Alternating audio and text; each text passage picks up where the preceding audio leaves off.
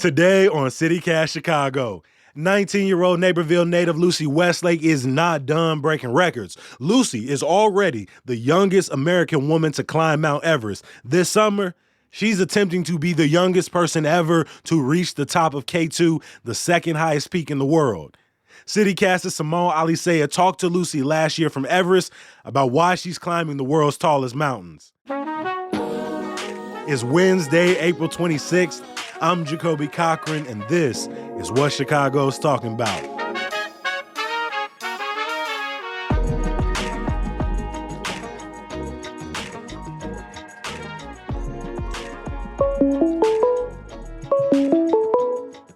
Hello, this is Simone. Hi, this is Lucy. Hi, can you hear me? Yeah, I can. I think there's a little delay, but other than that, you sound great. The calling is, I have to warn you, it's a little bit spotty. I have these kind of scratch off tickets, but hopefully it'll work okay.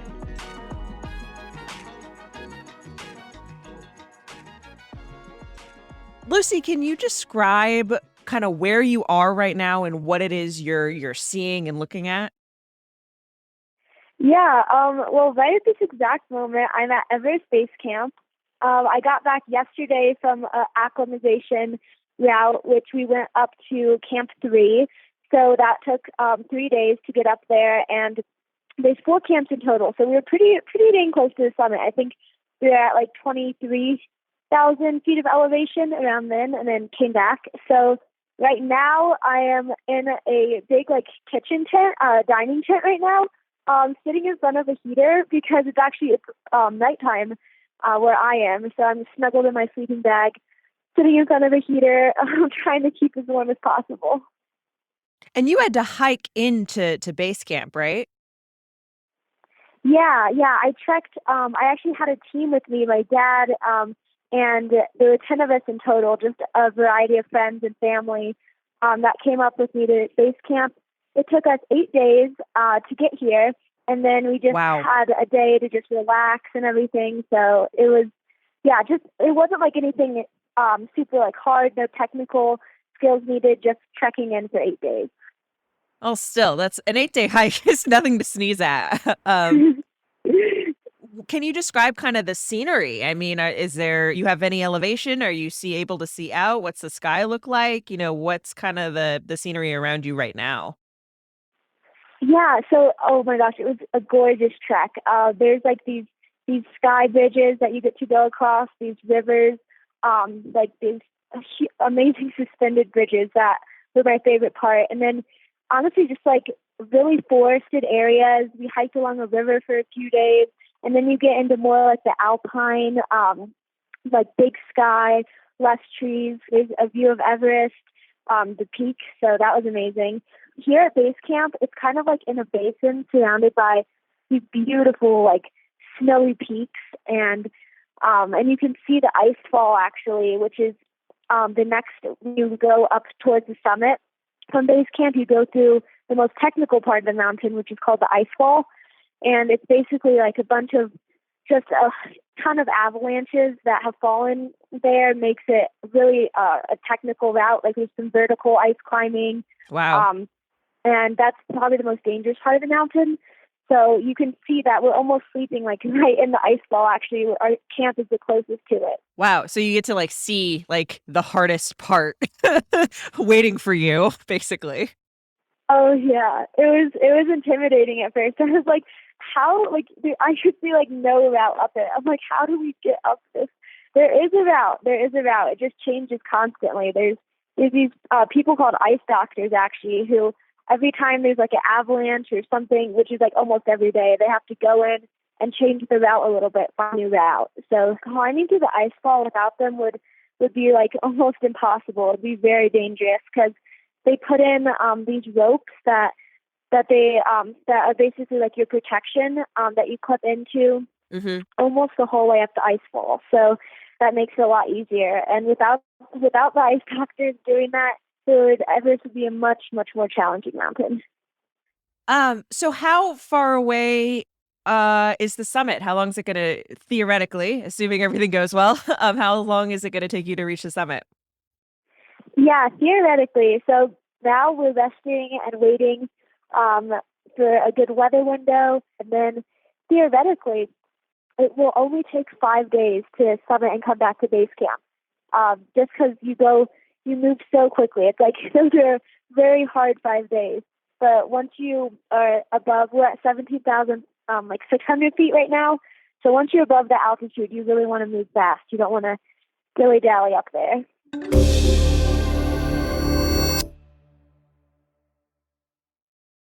Well, I wanted to talk about you a little bit more. How old were you when you first started climbing?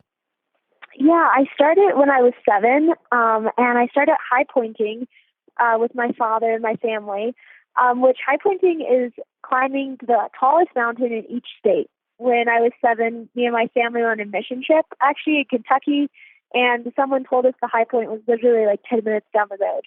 So it was just like driving up it. It was a really easy one.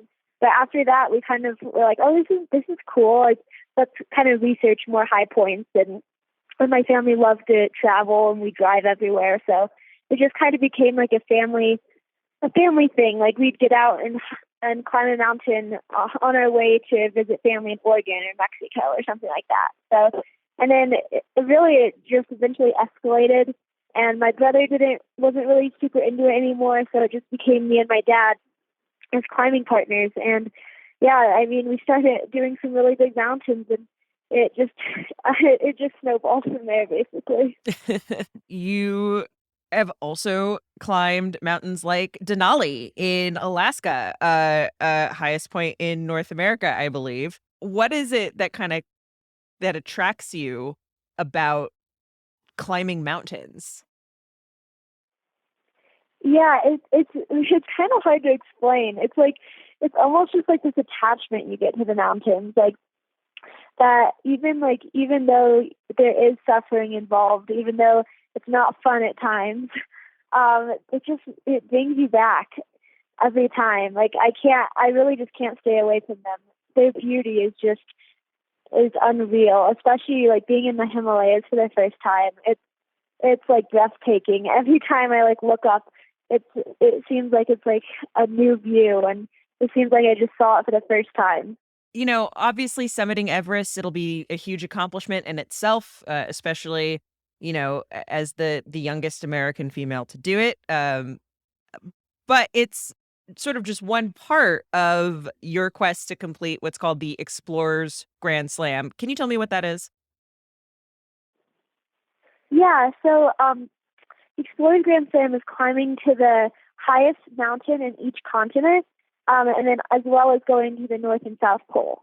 So if I summit Everest, I'll have done 5 of the 7, and then I'll also have to go to the North and South Pole. Just really quick, how are you paying for this exhibition for this expedition? Yeah, money's been a big factor. That's actually I wanted to complete the all the Explorers Grand Slam this before college actually, but unfortunately I didn't get enough funding. For Everest, I was blessed to receive a grape nuts scholarship, which is literally like the cereal grape nuts. So I've just been really blessed along the way. By friends and family also. I have a GoFundMe. I'm just like I'm so thankful to everyone who's donated to those. That's one of the biggest things. It's one of the hardest things is just raising enough money. Do those records, are those meaningful to you? Sort of, particularly like youngest female, on the high points, and again, assuming you complete your Everest climb and the Grand Slam, right? Those records as well. I mean, are those meaningful to you, or does it feel like, you know, of course I could do something like this. Of course, this is something that's available to me. Oh yeah, no, for sure. They're definitely meaningful. I mean, just like as a young like female getting into the mountains, it's not like a very popular thing to do. Like it's a very male dominated sport. So just like my goal is always to help like inspire others to get into the mountains too, other young females, um, like to see me setting these records, and doing these things and being like, wow, like maybe I could do that too, you know? Do you think mountain climbing will kind of help you? as you move into the future? I mean, besides just being in excellent, physical shape, but like eventually there might come a point where you're climbing mountains less and less, but are there lessons you think that you will take with you as you get older? Oh, for sure. Yeah, the mountains have taught me so many lessons. They really apply to almost like every area of life. Just like the perseverance it takes, the grit, and like the conditions you have to be okay living in. Like everything after the mountains, especially like big expeditions. Like you're like, wow, I'm never gonna complain about anything again in my life. Like I'm gonna appreciate my bathroom, my bed, everything so much. So definitely, there's a million life lessons you can learn in the mountains if you just keep your senses aware and keep trying to learn.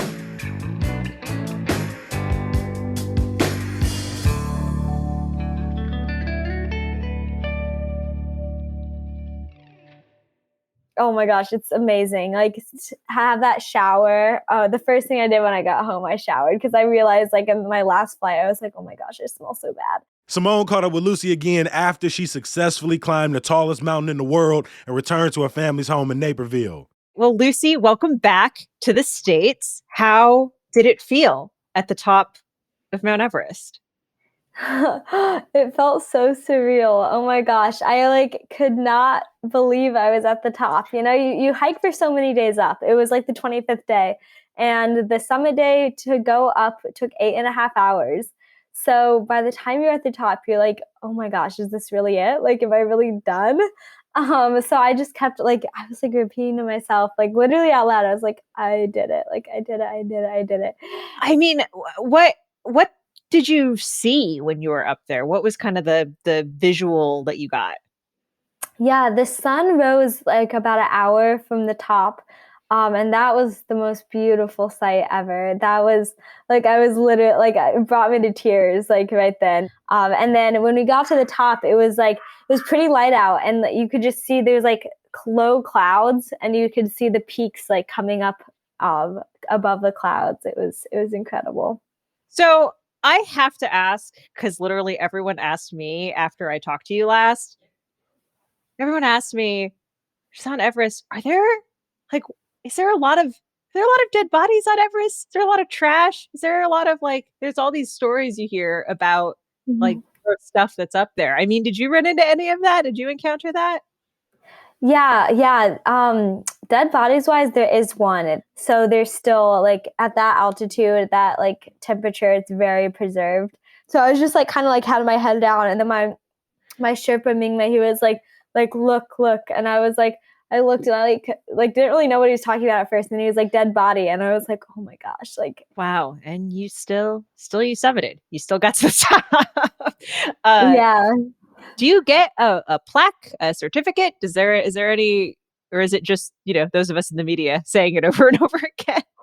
Yeah, there's not one that I know of. Like I'll Okay. be looking in the mail, I'll be checking my mailbox, but but I don't think so. I'm not expecting one.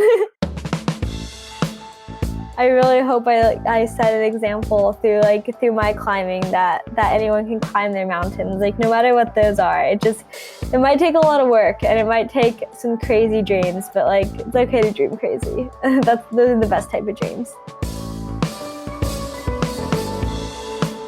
Lucy is heading to Pakistan this summer to climb K2, the world's second highest mountain, known to be far more difficult and dangerous than Everest to climb. Some have called it the most savage mountain in the world.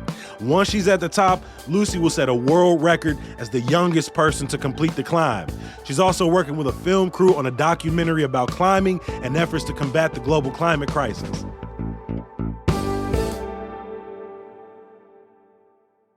Before I let you go, a little bit of news, y'all. Cook County State's Attorney Kim Foxx has announced she will not seek a third term in 2024. Foxx has led Cook County's prosecutor since 2016. The Chicago Board of Elections has released the final numbers from our April 4th election, and nearly 614,000 votes were cast for a turnout of just over 38%. That's good news, as it was the most ballots cast in a municipal election in 24 years. Today, City Colleges of Chicago are recognizing Denim Day to show support for survivors of sexual assault. You can find information tables and other programming at all 7 campuses from 11 a.m. to 2 p.m. I'll drop a link in the show notes. And some good news. Join me tomorrow night at the Athenaeum Theater as I host the Moths Grand Slam, which includes 10 amazing storytellers who have all won local slams and worked hard on tomorrow night's story. So trust me, it's going to be a good time. As always, we appreciate you for listening, and hopefully you're reading along with our daily newsletter, Hey Chicago. You can subscribe now at chicago.citycast.fm. I'll talk to you tomorrow. Peace.